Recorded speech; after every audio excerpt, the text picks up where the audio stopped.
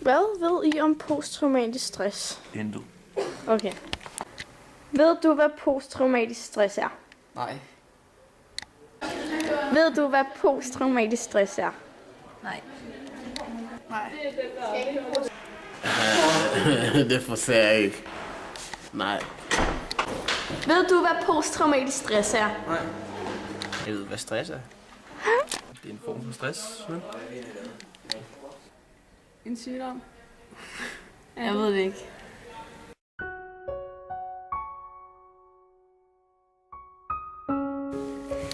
Hej, jeg hedder Anne-Marie.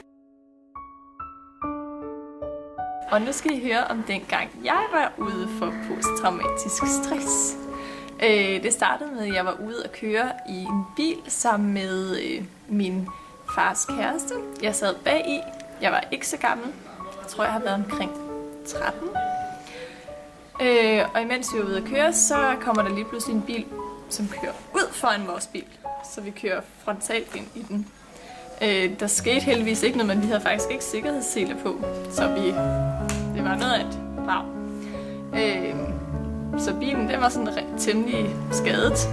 Der skete ikke noget med nogen af os. Vi kom hjem, og vi syntes egentlig, det var lidt sejt, at vi havde været ude for det her uheld. Og vi gik rundt og snakkede om det, og syntes egentlig, det var meget sjovt. Men da der så var gået en uges tid, så kunne jeg mærke, at hver gang jeg var ude at køre, så blev jeg faktisk rigtig, rigtig bange for at køre bil.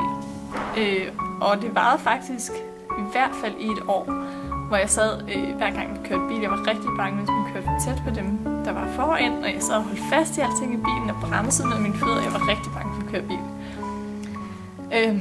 Med tiden så er det så blevet bedre, men det tog faktisk rigtig lang tid at komme over. Så man ved aldrig, når det kan ramme.